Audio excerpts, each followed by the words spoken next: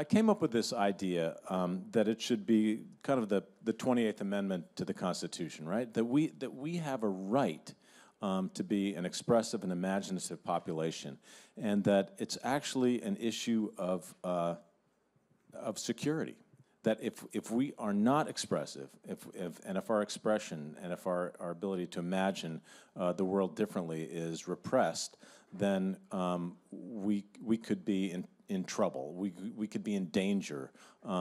So I thought that, I've been trying to change the narrative about the arts in this country, because for some reason, when you say to people, when you say the word arts, there's two thought bubbles that I can almost see. One is, seeing fancy people in tuxedos at Carnegie Hall, snooty rich folks, and the other is seeing like hippies in the woods wearing tights, smoking pot, and being irresponsible.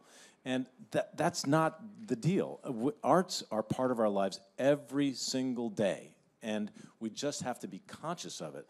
So I want us as a culture to embrace that and to say, hey, man, we are artists. We're not all professional artists, but we sing the national anthem, and we go to church and sing in the choir, and we sew costumes for our kids' school play.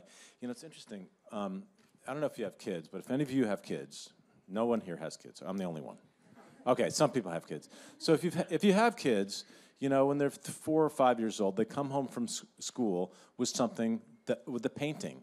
And they say, here, Mom, here, Dad, and you look at it, and you either tell them the truth, that's beautiful, honey, or you lie to them and say, that's beautiful, honey. And you take it, and you put it right on the fridge, and there it is, boom, on the fridge, and you smile at them and say, thank you, I love that. And that kid lights up because you have acknowledged that they have created something and taken ownership of it. And that goes light years towards creating a person who feels empowered. I think as a culture, we need to really embrace that and stop being embarrassed by the fact that that we have artists and that we participate in artistic pursuits.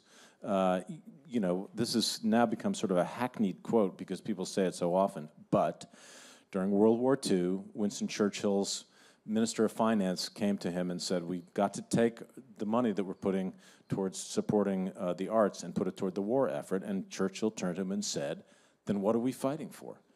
He understood that a culture is defined by the arts that it creates. Well, you leave behind the arts. For the most part, society changes and moves and grows and expands or dies, but you leave behind the arts. The arts are what stay. The arts are the emissaries of our unique American culture. Right? This is what we present to the world. This is who we are. So we need to honor that and protect it. And look, you can argue the artistic merits of anything.